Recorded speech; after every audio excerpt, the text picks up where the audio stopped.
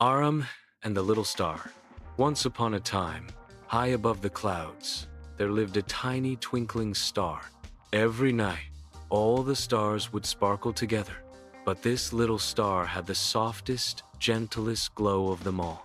One evening, the moon whispered to the star, "Little one, do you know why you shine?" The star shook its twinkle and said, "I'm not sure. I'm so small." The moon smiled kindly. "You shine to bring comfort to someone very special on Earth. His name is Arham." The little star peeked through the sky and saw a baby named Arham, resting peacefully in a warm bed. The star's gentle glow wrapped around him like a soft blanket of light, making the night feel safe and cozy. From then on, the little star never doubted its glow.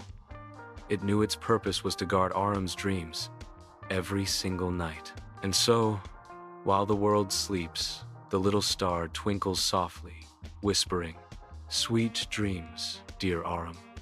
You are always loved."